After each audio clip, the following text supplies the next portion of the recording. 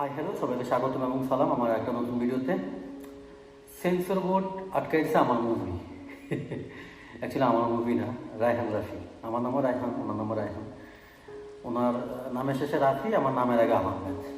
ওনার নতুন একটা প্রজেক্ট, নতুন একটা কাজ, অমীমাংসিত। এই মুভিটা সেন্সর বোর্ড আটকাই দিয়েছে, পারমিশন দেয়নি রিলিজের। তো এটা নিয়ে উনি ওনার ফেসবুক টাইমলাইনে একটা বিবৃতি দিচ্ছে। একটা সিনেমাতে কি কোনো সাংবাদিক দম্পতি খুন হতে পারে না? একটা সিনেমা যদি কোনো সাংবাদিক দম্পতি খুন হয়, তার মানে এটা না যে এটা সাগররুণী।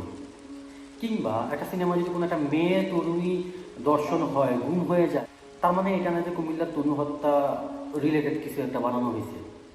ইভেন একটা সিনেমা যদি নদীতে কোনো একটা ছেলের লাশ পাওয়া যায়, ব্যাপারটা এরকম না যে নারায়ণগঞ্জের ত্বকী হত্যার সাথে কোনো কাহিনী মিল রেখে সিনেমাটা বানানো হয়েছে।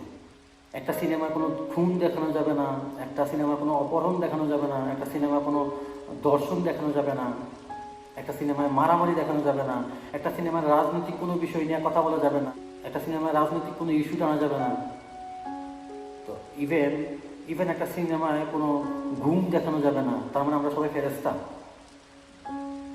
আমাদের বাংলাদেশে কোনো অপরাধ হয় না, কোনো দর্শন হয় না, কোনো ঘুম হয় না, কোনো খুন হয় না, আমরা সবাই ফেরেস্তা? ব্যাপারটা এরকম।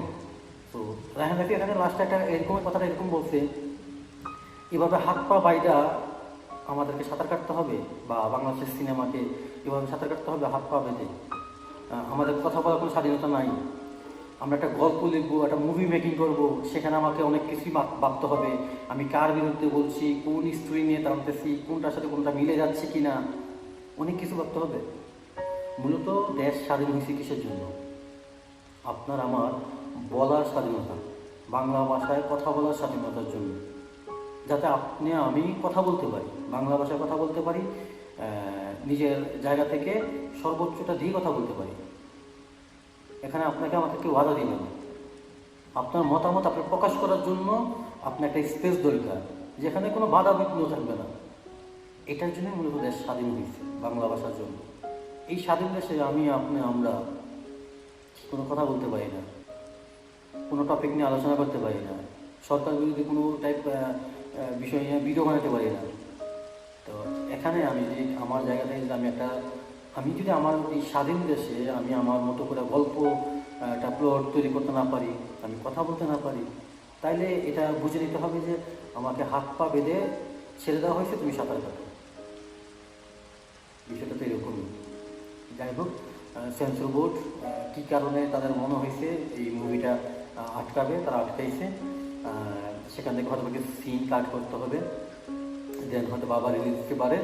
অ্যাকচুয়ালি আমি পুরোপুরি জানি না, তবে ওনার টাইম লাইনে এই স্ট্যাটাসটা দেখা, বিবৃতিটা দেখা আমার খুবই খারাপ লাগলো যে আমরা আসলে কবে স্বাধীন হব, আমাদের বলার স্বাধীনতাটা আমরা কবে ফিরে পাবো? আসলে আদৌ সম্ভব? আমার দিক থেকে কখনই মনে হচ্ছে না সম্ভব। আপনার দিক থেকে মনে হতেই পারে। ভালো থাকুক বাংলাদেশ, ভালো থাকুক বাংলাদেশের মানুষগুলা। আমরা তো প্রবাসী আছি, দেশ নিয়ে কিছু বলতে চাই না, ভালো লাগে না। সবাই ভালো থাকবেন, সুস্থ থাকবেন, আল্লাহ হাফেজ। আর হ্যাঁ, একটা কাজ করতে পারেন, যদি আপনি আমার এই ভিডিওটা ফেসবুক থেকে দেখে থাকেন, আমার ফেসবুক পেজটা ফলো করতে পারেন।